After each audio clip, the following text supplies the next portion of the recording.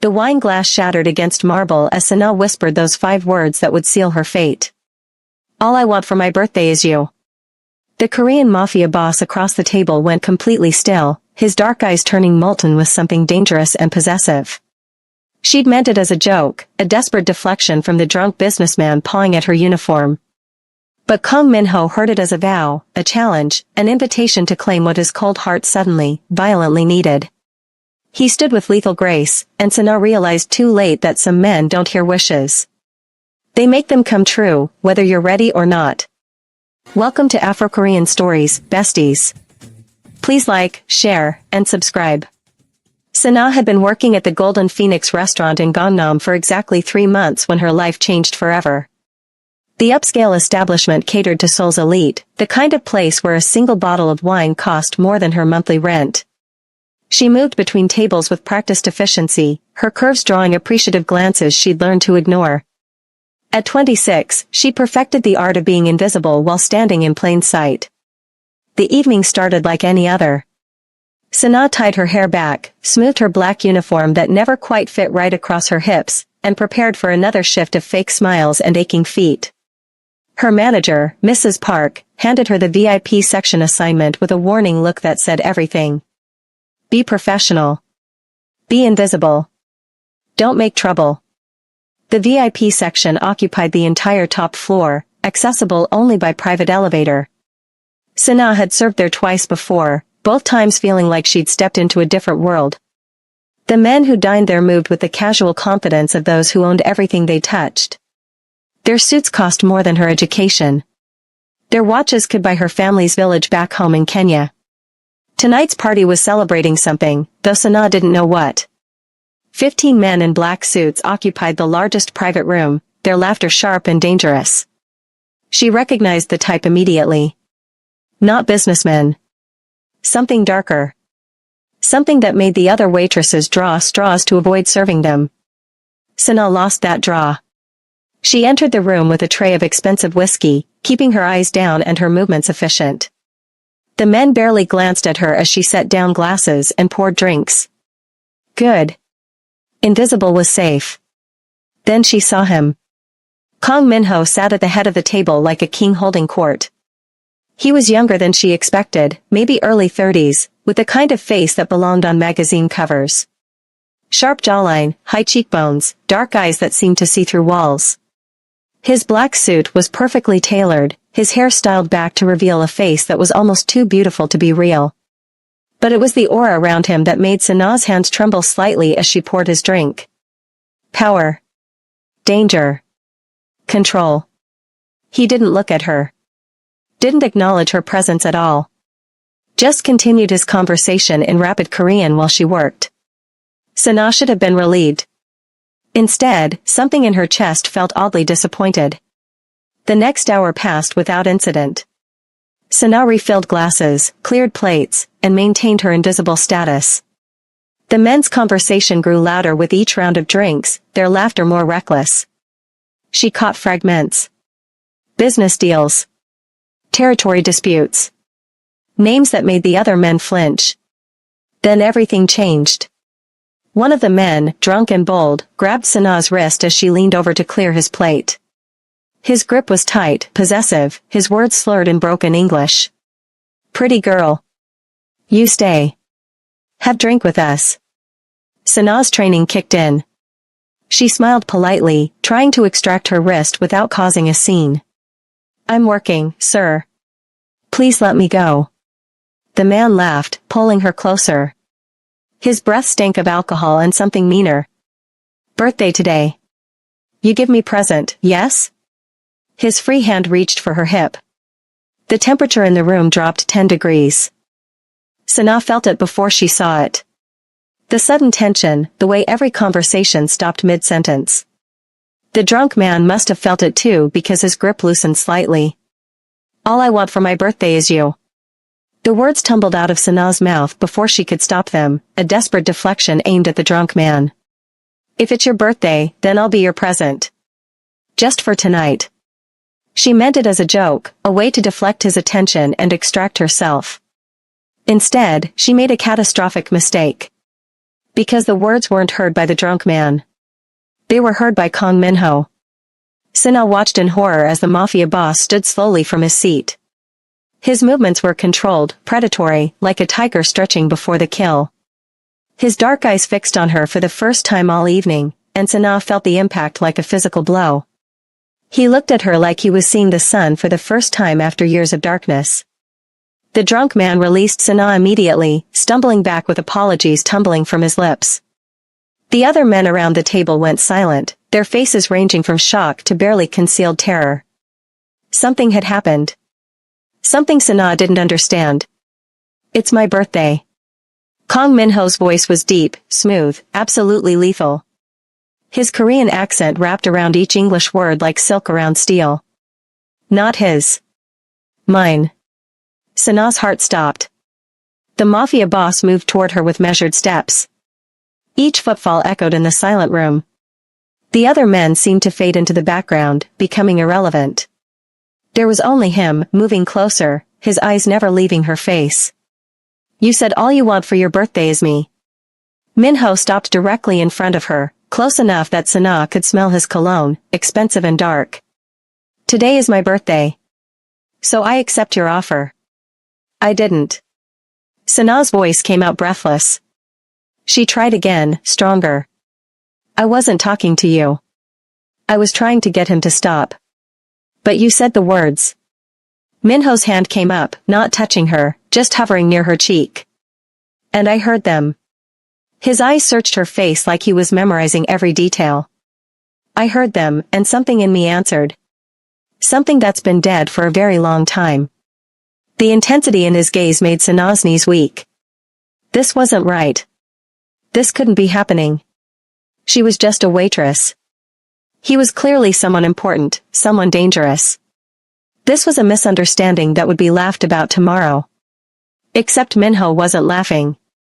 His hand finally made contact, fingers gentle against her jaw. Tell me your name. Sana. Her name came out as a whisper. Sana Amandi. Sana. He repeated it like a prayer, like a vow. His thumb brushed her lower lip, and electricity shot through her entire body. Beautiful. It suits you. One of the other men cleared his throat nervously. Boss, perhaps we should discuss this privately. The girl is just a waitress. She didn't understand what she was saying. Minho's eyes never left Sana's face, but his voice went ice cold. Did I ask for your opinion? No, boss. The man's voice trembled. I apologize. Leave us. All of you. The room cleared in seconds. 15 grown men scrambled for the exit like children fleeing a monster. The door closed with a soft click, leaving Sana alone with the most dangerous man in Seoul. She should have been terrified. Part of her was. But a larger, more reckless part was fascinated by the way he looked at her. Like she was water and he'd been dying of thirst. Like she was air and he'd been drowning. Like she was everything he'd never known he needed until this exact moment. I should explain. Sana forced herself to speak, to break whatever spell was weaving between them. What I said, it wasn't an offer. It was just words. I was trying to deflect that drunk man's attention. I know. Minho's voice was soft, almost gentle. But the universe doesn't care about intentions. It cares about truth. And the truth is, you said those words, I heard them, and something inside me woke up. His other hand came up to frame her face, holding her like she was made of glass. I don't believe in fate. I don't believe in destiny. I built my empire on cold logic and calculated violence. But tonight, when you whispered those 5 words, everything I thought I knew became irrelevant. Sana's breath caught. This was insane. This was impossible. But she couldn't deny the pull between them, magnetic and terrifying. I don't even know who you are. Her hands came up instinctively to rest on his chest, feeling his heartbeat through expensive fabric. Racing just as fast as hers. I'm the man who owns this restaurant. Minho leaned closer, his breath warm against her lips. I'm the man who controls half of Seoul's underground. I'm the man people cross the street to avoid. His forehead touched hers. And as of tonight, I'm the man who belongs to you. You can't just claim me. Sana tried to sound firm, tried to inject reality into this fever dream. I'm not a possession. No. His agreement surprised her. You're not a possession. You're everything. There's a difference. Before Sana could respond, Minho stepped back, putting distance between them. His expression shifted, becoming more controlled, though his eyes remained heated. Tomorrow is your day off. His tone made it clear he already knew her schedule. I'm sending a car for you at 6 in the evening. We're having dinner. That sounds like an order, not an invitation. It is. A small smile played at the corner of his mouth. I'm not a man who asks permission. But I'm also not a man who forces. If you don't want to come, send the car away. His smile faded. But know this, Sana Almondi. I will spend every day for the rest of my life proving I'm worthy of those 5 words you spoke. Whether you come tomorrow or a year from tomorrow, I will wait. I will fight. I will win. The certainty in his voice should have been arrogant. Instead, it felt like a promise carved in stone. The following day, Sana told herself she wouldn't go. She told her roommate, told the bathroom mirror, told the rational part of her brain that kept screaming warnings. Kang Minho was dangerous. He was a mafia boss. He was everything she should run from. But at 5:30, she found herself standing in front of her tiny closet, trying to decide what to wear. Her roommate, another waitress named Lisa, watched with barely concealed excitement. You're really going? With the Kang Minho? Sana paused, her hand on a simple black dress. You know who he is? Everyone knows who he is. Lisa's eyes went wide. He's the youngest head of the Kang family in 3 generations. They say he took over after his father was killed when he was only 25. Built the empire even bigger, more powerful. Nobody crosses him twice because there's never a second time. The words should have sent Sana running. Instead, they made her heart race faster. He's dangerous, Lisa continued. But the rumors also say he's completely loyal to the people he claims. Never married. Never even seen with women. Some people think he's cold, incapable of real emotion. Sana remembered the heat in his eyes, the gentleness of his touch. That man wasn't cold. He was a volcano wrapped in ice, and she'd somehow cracked the surface. At exactly 6, a black Mercedes pulled up outside her apartment building. The driver, a serious-looking man in his 40s, opened the door with a respectful bow. Miss Almondi, I'm here to escort you to Mr. Kang. Sana's hands trembled as she slid into the back seat. The interior smelled of leather and luxury. There was a small box on the seat beside her, wrapped in elegant paper. She opened it to find a simple silver bracelet with a single charm, a phoenix rising from flames. The note attached read, "For new beginnings." M. The restaurant Minho chose wasn't like the Golden Phoenix. It was smaller, intimate, tucked away in a quiet neighborhood. The kind of place that didn't advertise because it didn't need to. The kind of place where privacy was guaranteed. Minho was waiting in a private room, standing by floor-to-ceiling windows that overlooked the Han River. He'd traded his black suit for dark slacks and a white shirt with the sleeves rolled up, revealing forearms that made Sana's mouth go dry. He looked younger like this. Less dangerous. Though the intensity in his eyes hadn't dimmed at all. You came. His relief was palpable. I thought you might send the car away. I considered it. Sana touched the bracelet on her wrist. Thank you for this. It's beautiful. It's a promise. Minho moved toward her slowly, like approaching a skittish animal. That no matter how many times you burn, you'll rise again. Stronger. Better. The evening unfolded like a dream. They sat across from each other, and Minho asked questions. Not invasive ones. Not the kind designed to extract information. Just genuine curiosity about who she was. Sana found herself telling him about Kenya, about her family, about coming to Seoul with big dreams and finding reality much harder than expected. She told him about her mother's illness back home, about sending money every month, about feeling torn between 2 worlds. Minho listened like every word mattered. His eyes never left her face. He asked follow-up questions that showed he was actually hearing her, not just waiting for his turn to speak. When it was his turn, he talked about his own struggles. Growing up in the shadow of his father's empire. Taking over at 25 when violence stole his family. Building something bigger, stronger, but feeling hollow inside because power meant nothing without purpose. I've had everything money can buy since I was born, he said quietly. But I've never had anything I actually wanted. Until last night, when you whispered those 5 words and something inside me remembered what wanting feels like. The confession hung between them, vulnerable and honest. The next few weeks passed in a blur. Minho pursued Sana with single-minded intensity. Flowers arrived at her apartment daily. Not generic roses, but thoughtful arrangements. Sunflowers because she'd mentioned they reminded her of home.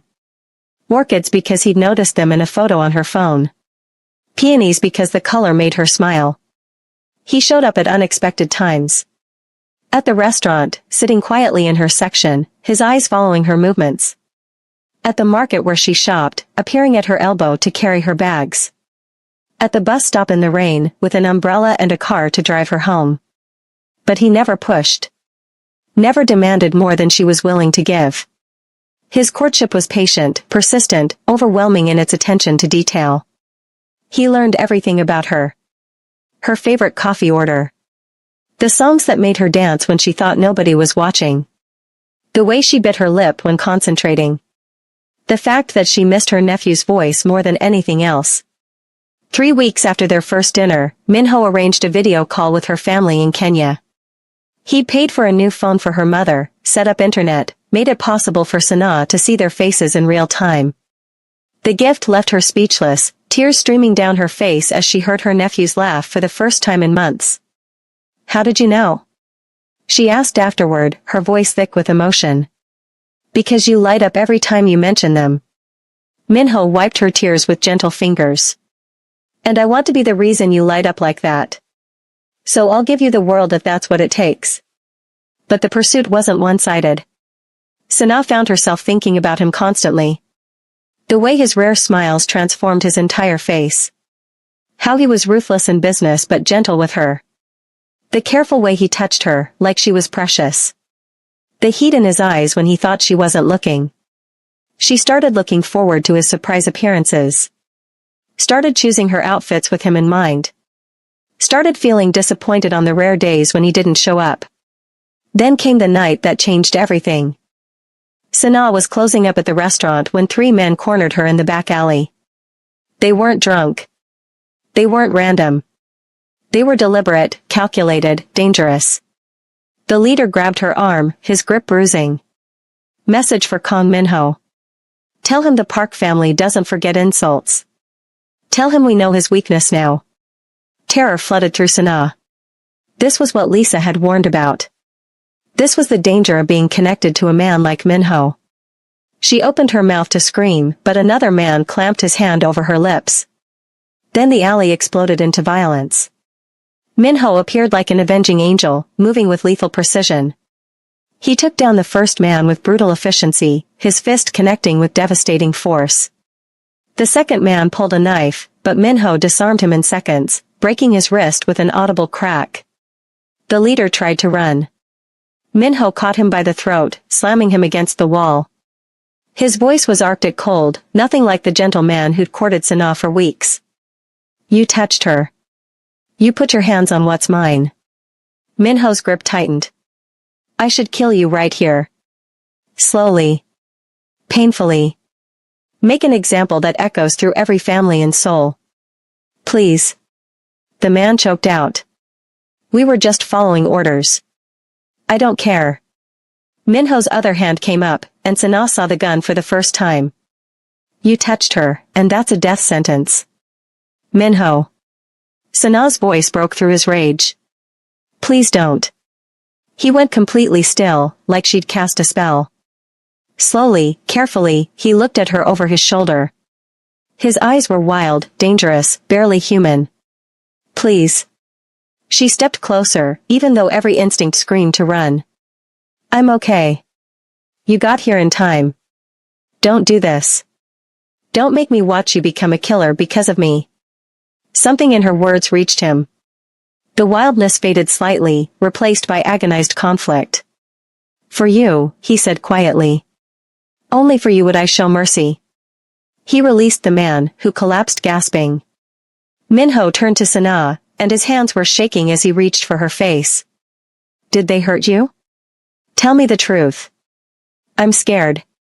Her honesty seemed to hurt him more than any wound. But I'm not hurt. You came in time. I should have had more security on you. Minho pulled her against his chest, his heart thundering beneath her ear. I should have anticipated this. I'm sorry. I'm so fucking sorry. The apology shattered something inside Sana. This powerful, dangerous man was apologizing to her. Shaking with fear for her. Showing her the vulnerable core beneath all that control. Take me home. She whispered against his chest. You're home. I don't want to be alone tonight. Minho's arms tightened around her. Are you sure? Yes.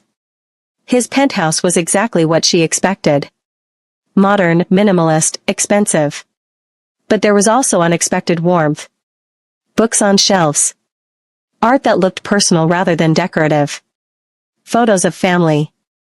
Sana stood in his living room, still trembling with residual fear and something else. Something electric and inevitable. Minho kept his distance, giving her space. I can call a car if you want to go home. Or I have guest rooms. You don't have to. I know. Sana turned to face him, her decision made. I don't want a guest room. The air between them went electric. Minho's eyes darkened, his control visibly fraying. Sana, if you stay, if we do this, there's no going back. I told you I'm not a man who asks permission. But I'm also not a man who forces. Tell me what you want. You. The word came out stronger than she felt. I want you. All of you. He crossed the room in 3 strides, pulling her against him with desperate need. His kiss was consuming, claiming everything she'd been dreaming about since that first night. Sana melted into him, her hands fisting in his shirt, all her carefully maintained distance burning away. Minho lifted her effortlessly, carrying her toward his bedroom while his mouth never left hers. He laid her on his bed with reverent care, his eyes searching hers one more time. Last chance to change your mind. Stop asking permission. Sana pulled him down to her. Take what's yours. Something in him broke. Or maybe it finally healed. His control shattered, replaced by desperate need. He touched her like she was salvation, like she was air, like she was everything he'd been missing his entire life. The night blurred into passion and promises. Minho showed her exactly how much he wanted her, worshipped every curve, every soft place. He whispered in Korean and English, words of devotion and possession that made her burn. When dawn came, Sana woke wrapped in expensive sheets and Minho's arms. He was already awake, watching her with an expression so tender it made her chest ache. Morning. His voice was rough from sleep. How do you feel? Like everything changed. It did. He kissed her forehead. You're mine now. Completely. No taking it back. The possessiveness should have bothered her. Instead, it made her feel safe. Protected. Chosen. The next days were perfect. Minho kept her close, introducing her to his world slowly. She met his inner circle, men who looked at her with respect once they understood her importance to their boss. She saw the business side, the legitimate operations that funded the empire. But she also saw the darkness. The enemies circling. The constant danger. The weight Minho carried every single day. 2 weeks after that first night together, everything fell apart. Sana was shopping with Lisa when they were surrounded. Not by thugs this time. By a woman in her 50s, elegant and cold, flanked by bodyguards. So you're the African waitress who's bewitched my son. The woman's Korean was crisp, her disdain obvious. Mrs. Park, Minho's mother. Sana's heart sank. She'd known this confrontation was coming. Had dreaded it. How much? Mrs. Park pulled out a checkbook. Name your price. Leave my son alone, go back to your country, and never contact him again. The insult hit harder than any physical blow. Sana felt tears burning, but she refused to let them fall. I don't want your money. Everyone wants money. Mrs. Park's smile was cruel. You're just holding out for more. Fine. I'll double whatever number you have in your head. My son is destined for a proper match. Not some foreign waitress trying to trap him. The words struck deep, hitting every insecurity Sana had been nursing. She wasn't enough. Wasn't right. Didn't belong. I'll talk to Minho. Her voice came out steadier than she felt. Tell him this isn't working. Smart girl. Mrs. Park snapped her checkbook closed. Finally, someone with sense. That night, Sana couldn't bring herself to go to Minho's penthouse. She stayed in her apartment, staring at her phone, trying to find the words to end things. For his own good. For his future. Minho arrived at midnight, letting himself in with the key she'd given him. He took one look at her face and knew. My mother got to you. His voice was flat, dangerous. What did she say? The truth. Sana forced herself to meet his eyes. That I'm not right for you. That you need someone from your world. Someone who belongs. And you believed her. Minho's expression turned arctic. You're actually going to walk away because my mother threw money at you? It's not just her. Sana's voice broke. It's everything. The attacks. The danger. The fact that I'm constantly terrified something will happen to you because of me. The fact that I don't fit in your world. Minho was across the room in seconds, pulling her against him with desperate force. You don't fit in my world because you are my world. Everything else is just noise. Your mother said. I don't care what she said. His hands framed her face, forcing her to look at him. I don't care what anyone says. You're mine. Mine. And I'm not letting you go because you're scared. I'm not strong enough for this. Tears finally spilled over. I'm just a waitress from Kenya. You deserve someone better. Better. Minho laughed bitterly. You think there's someone better than the woman who makes me feel human? The woman I'd burn the world down to protect? The woman who whispered 5 words and brought me back to life? He kissed her desperately. I love you. I'm in love with you. Completely. Irrevocably. And I don't give a fuck who knows it or who approves. The confession broke Sana's resolve. She kissed him back, pouring everything she felt into the connection. I love you too. I'm sorry. I'm so sorry for doubting us. Never again. Minho's voice turned commanding. Never doubt my commitment to you. Never listen to anyone who says you're not enough. You're everything. That night, they made love with desperate intensity. When morning came, Minho had a plan. Marry me. Sana choked on her coffee. What? Marry me. He pulled out a ring that looked like it cost more than her entire village. Right now. Today. We'll go to the courthouse, make it legal, and then nobody can question your place in my life. Minho, we've only been together a month. I don't care. His eyes were fierce. I know what I want. I've known since you whispered those 5 words. Marry me, let me protect you legally, let me claim you completely. Against all logic, Sana found herself nodding. Yes. They were married that afternoon in a simple ceremony with Minho's inner circle as witnesses. His mother wasn't invited.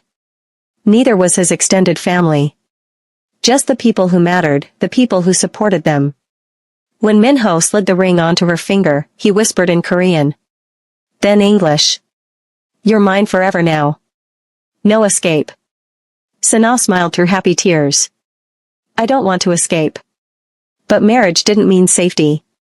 2 weeks later, a rival faction made their move. They grabbed Sana while she was visiting her old apartment, dragging her before she could scream. She woke in darkness, tied to a chair, terror flooding through her. Voices argued nearby in Korean. Ransom. Revenge. Making an example. Then explosions. Gunfire. Screaming. The door burst open, and Minho appeared like an avenging angel. His face was splattered with blood, his eyes wild and dangerous. He cut through her restraints with shaking hands. "Are you hurt?" His voice broke on the words. "Did they touch you? Did they hurt you?" "I'm okay." Sana collapsed into his arms. "You came. Always." He carried her out through carnage she tried not to see. "I will always come for you. Always." The rescue made headlines. The youngest Kong'er going to war for his foreign wife. Burning down an entire rival operation, killing everyone involved, leaving a message written in blood and violence. Seoul's underworld learned a valuable lesson that day. Touch what belonged to Kang Minho, and there would be no mercy. No negotiation. Only death. 3 months after the rescue, Sana stood in Minho's penthouse, staring at a pregnancy test. 2 pink lines stared back at her, undeniable and terrifying and wonderful. She found Minho in his office, working late as always. He looked up when she entered, his expression softening instantly. "Come here." He held out his hand. "I've barely seen you today." Sana took his hand, let him pull her into his lap. She handed him the test without preamble. Minho went completely still. His eyes moved from the test to her face and back again. "We're having a baby?" "Yes." Sana searched his expression nervously. "Are you happy?" "Happy." Minho set the test down carefully, like it was made of glass. His hands came up to frame her face, and she saw tears in his eyes for the first time. "I'm terrified. I'm overwhelmed. I'm more grateful than I have words for." He kissed her gently. "You gave me everything I never knew I needed. Love. Purpose. Home. And now you're giving me a future. How could I be anything but happy?" That night, Minho made love to her with reverent gentleness, his hands constantly returning to her still flat stomach. He whispered promises to their unborn child. Protection. Love. A better world than the one he'd built. The pregnancy was carefully guarded. Minho's security tripled around Sana. He became almost obsessively protective, tracking her every movement, insisting she limit her activities. It should have been suffocating. Instead, it made her feel cherished. At 5 months, Minho threw her a birthday party. The same birthday that had started everything. He invited everyone important in their lives. His inner circle. Her friends. Even managed a video call connection to her family in Kenya so they could participate. As midnight approached, Minho pulled Sana onto the balcony, away from the celebration. The Seoul skyline glittered behind them, but his eyes were only on her. "Do you remember what you said to me exactly 1 year ago tonight?" Sana smiled. "All I want for my birthday is you. And I made your wish come true." His hand settled on her swollen belly. "But tonight, I want to make another wish come true." He dropped to one knee, pulling out a second ring. Different from her wedding band. This one was custom designed, featuring stones in the colors of both their countries. "I know we're already married. I know I already claimed you completely. But I want to do this right." Minho's voice thickened with emotion. "Sana Almandi Kong, will you stand beside me forever? Will you let me love you for the rest of my life? Will you let me be the father your children deserve and the husband you need?" "Yes." Sana pulled him up, kissing him with everything she felt. Yes to all of it. Forever. Their son was born 3 months later during a spring rain. Minho held Sana's hand through every contraction, his face pale but determined. When their baby finally arrived, screaming and perfect, Minho wept openly. "He's perfect." Minho touched their son's tiny hand with trembling fingers. "You're perfect. Both of you." They named him Taeyang Omandi Kong, meaning son in Korean. Because he was the brightest thing in both their lives. The years that followed were far from easy. The underworld didn't stop being dangerous just because Minho had a family. But he'd learned to balance both worlds. To be ruthless with enemies and gentle with the people he loved. Sana thrived in her new role. She used Minho's resources to start a charity helping immigrant workers in Seoul. Gave them the support she desperately needed when she first arrived. Created opportunities and safety for people who felt invisible. Minho supported every initiative, proud of the empire she was building alongside his. They became partners in every sense. Equal forces changing Seoul from different directions. 5 years after that first birthday wish, Sana stood in the same restaurant where they'd met. It was closed for a private celebration. Their anniversary. Minho found her by the windows, looking out at the city. He wrapped his arms around her from behind, his chin resting on her shoulder. Happy anniversary, wife. Happy anniversary, husband. Sana leaned back into his warmth.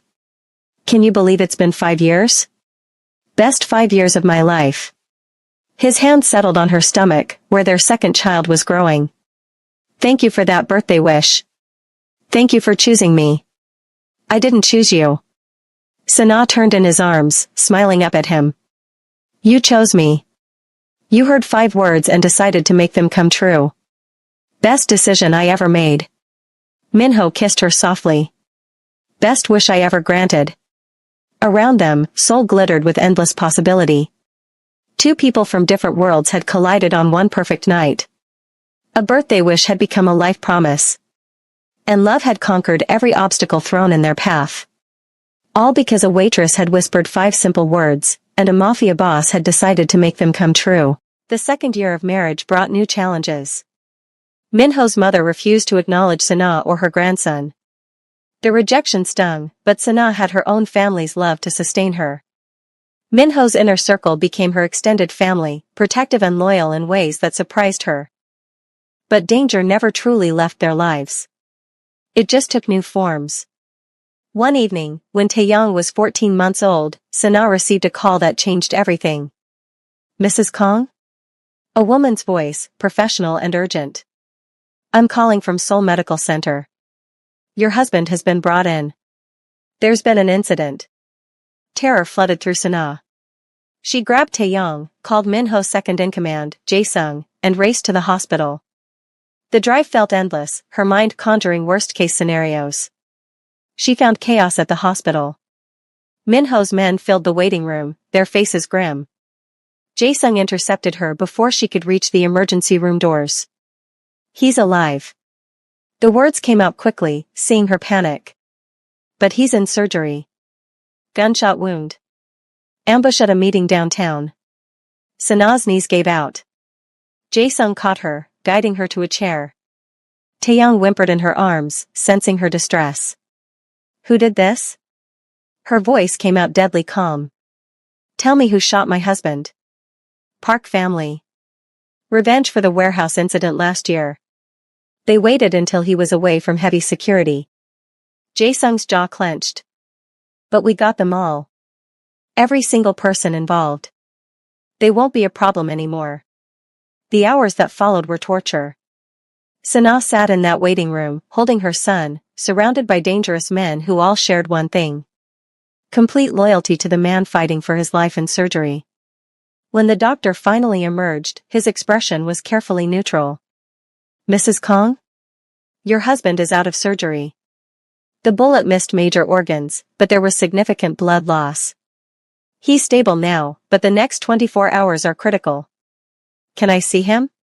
He's in recovery. Give us 30 minutes, and we'll move him to ICU. You can see him then.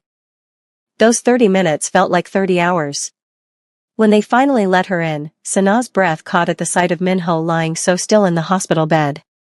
Tubes and monitors surrounded him, his face pale against white sheets. This powerful man who'd promised to protect her looked vulnerable and breakable. She approached carefully, her hand trembling as she touched his.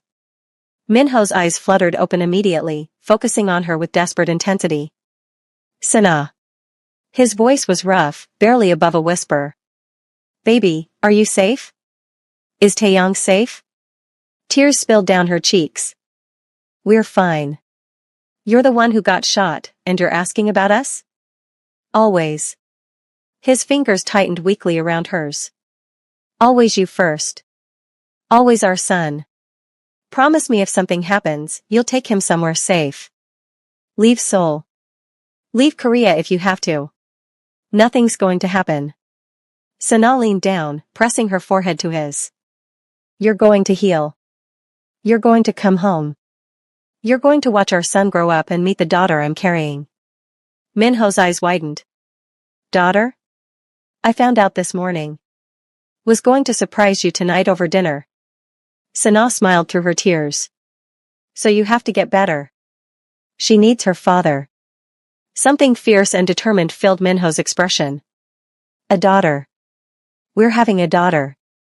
Yes. Now stop talking and rest. Doctor's orders. The recovery was slow and frustrating. Minho hated being weak, hated the limitations his healing body imposed. But Sana was there for every difficult moment, patient and loving, refusing to let him push her away when pain made him irritable.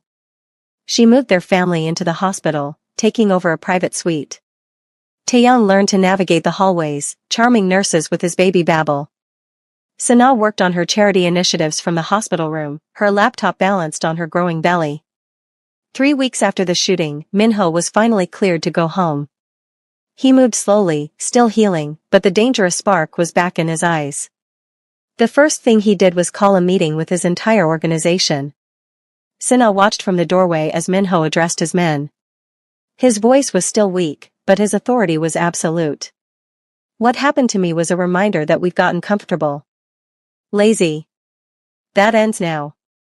His eyes swept the room. I have a wife I'd die for and children who need their father. So we're changing how we operate. More legitimate business. Less exposure. Better security. He paused, letting his words sink in. Anyone who has a problem with that can leave now with my blessing and a generous severance. But if you stay, you follow the new rules. We protect what matters. We build something that lasts. And we make sure my children inherit an empire they can be proud of. Not a single man left. The transformation took time. Minho slowly shifted his operations, moving money into legitimate businesses. Real estate development. Technology investments. Import-export companies that actually imported legal goods. He kept enough of the underground work to maintain his power base, but the truly dangerous activities were delegated or eliminated entirely. Sana watched him rebuild himself and his empire with fierce pride. This was the man she'd married. Capable of change. Willing to evolve. Choosing his family over everything else. Their daughter, Minji, was born on a summer evening when Seoul was painted gold by the setting sun. She came into the world screaming her displeasure, and Minho fell in love for the third time in his life. She's perfect. He held his daughter with confident hands, no longer the terrified new father he'd been with Taeyang. Look at her, Sana. She has your beautiful skin. Your perfect nose. She has your stubborn chin. Sana watched her husband with their daughter, her heart so full it ached. And I guarantee she'll have your protective streak. God help us all. Minho laughed softly, his eyes never leaving Minji's face. 2 of me in this world. But challenges kept coming. When Minji was 6 months old, Minho's mother made an unexpected appearance. She showed up at the penthouse unannounced, her expression as cold as ever. Sana opened the door, Taeyang on her hip and Minji in a carrier strapped to her chest. For a long moment, the 2 women just stared at each other. Mrs. Kong. Sana kept her voice neutral. Minho didn't mention you were coming. He doesn't know. The older woman's eyes moved to the children, her expression unreadable. May I come in? Against her better judgment, Sana stepped aside. They sat in the living room, tension thick enough to cut. Taeyang, sensing the atmosphere, buried his face in his mother's shoulder. I was wrong. Mrs. Kang's words came out stiff, unpracticed. About you. About this marriage. I thought my son was making a mistake that would destroy everything we built. And now? Sana kept her voice calm, protective of her children even in conversation. Now I see a man who survived an assassination attempt because he had something worth living for. The older woman's hands twisted in her lap. I see grandchildren I've never held. I see a daughter-in-law who built a charity that's helped thousands of people. Who stood beside my son when I turned my back on him. She finally met Sanaa's eyes. I'm not asking for forgiveness. I don't deserve it. But I'm asking for a chance. To know my grandchildren. To be part of this family, if you'll allow it. Sanaa studied the woman who'd tried to pay her to leave Seoul. Saw genuine regret beneath the pride. Saw an old woman facing her own mistakes and finding them wanting. That's Minho's decision to make. Sanaa said carefully. He's the one you hurt most. But you're the one I insulted. Mrs. Kong leaned forward slightly. So I'm asking you first. Can you forgive an old fool who almost destroyed her son's happiness because of prejudice and pride? Before Sanaa could answer, the front door opened. Minho walked in, already calling out. Sanaa, I'm home early. Thought we could take the kids to that park you. He stopped dead, seeing his mother on the couch. The temperature in the room dropped 20 degrees. Minho's expression went cold, protective. He moved immediately to Sanaa's side, a united front. Mother. What are you doing here? Begging. Mrs. Kong stood slowly. Begging for a chance to know my son again. To meet my grandchildren. To apologize for almost destroying the best thing that ever happened to you. Minho's jaw clenched. You called my wife a gold digger. Tried to pay her to leave me. Refused to acknowledge our marriage or our son. I know. I was wrong. Tears filled the older woman's eyes. Completely, terribly wrong. And I've spent 2 years regretting every word. Every choice. Please, Minho. I'm your mother. Don't shut me out forever. The conflict played across Minho's face. Hurt. Anger. The desire to protect his family from anyone who'd tried to harm them. But also a lifetime of love for the woman who'd raised him. Sanaa touched his arm gently. The choice is yours. Whatever you decide, I support it. Minho looked down at her, then at their children. Finally, back at his mother. One chance. His voice was firm. You get one chance. You hurt Sanaa again, insult her, treat her as anything less than the miracle she is, and you're gone permanently. Do you understand? Yes. Mrs. Kang's relief was palpable. Thank you. Thank you both. The reconciliation was slow and careful. Mrs. Kong came to visit weekly, always respectful, always acknowledging Sanaa's place in the family. She learned to hold her grandchildren, her face transforming with joy when Taeyong called her Halmiani for the first time. She also became an unexpected ally. When Seoul's high society whispered about Minho's foreign wife, Mrs. Kong shut them down with icy efficiency. When business partners questioned Sanaa's role in the family, the older woman made it clear that disrespecting her daughter-in-law meant making an enemy of the entire Kong family. The years flowed forward. Taeyong started school, his Korean and English both fluent, comfortable in both cultures. Minji grew into a fearless toddler who had her father wrapped around her tiny finger. Sanaa's charity expanded, helping not just immigrant workers but also offering education programs and small business loans. She became a respected figure in Seoul's philanthropic circles, known for her warm heart and sharp business sense. Minho continued transforming his empire. By Taeyong's 5th birthday, 80% of the family business was completely legitimate. He still had connections in the underground, still commanded respect and fear when necessary, but he was building something his children wouldn't be ashamed to inherit. On their 7th anniversary, Minho took Sanaa back to the Golden Phoenix restaurant where they'd met. He'd rented out the entire place, recreating that first night down to the smallest detail. Do you remember what happened here? He asked, leading her to the private room where everything had started. How could I forget? Sanaa smiled at the memories. I whispered 5 words that changed my entire life. Changed both our lives. Minho pulled her close, his hand settling familiarly on her waist. Sometimes I think about what would have happened if you hadn't come to work that night. If someone else had been assigned to VIP section. If you'd stayed silent instead of trying to deflect that drunk man's attention. Fate would have found another way. Sanaa rested her head on his chest, listening to his heartbeat. Some things are meant to be. I love you. Minho's words were soft but fierce. More than I did 7 years ago. More than yesterday. More than I thought possible. I love you too. Every difficult moment. Every beautiful one. All of it. They swayed together in the empty room, no music needed. Two people who'd collided on an impossible night and built something unbreakable. But life had one more challenge to throw at them. When Minji was 3 and Sana had just celebrated her 33rd birthday, she discovered a lump during a self-exam. Terror unlike anything she'd experienced before flooded through her. The doctor's visit confirmed her fears. Cancer. Early stage, but aggressive. Treatment would be difficult, painful, and there were no guarantees. Sana sat in the doctor's office, the diagnosis echoing in her head. She thought about her children. About Minho. About everything she'd built and everything she still wanted to do. When she finally told Minho, his reaction was immediate and absolute. He dropped to his knees in front of her, his hands gripping hers with desperate strength. We fight this. His voice shook but his eyes were fierce. We fight this together, and we win. You're not leaving me. You're not leaving our children. I won't allow it.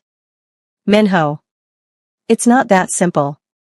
It's exactly that simple. He stood, pulling her into his arms. You're the strongest person I know. You survived being alone in a foreign country. You stood beside a mafia boss and built an empire. You gave me a family I never thought I'd have. Cancer doesn't stand a chance against you. His certainty became her anchor. Through surgery. Through chemotherapy that left her weak and sick.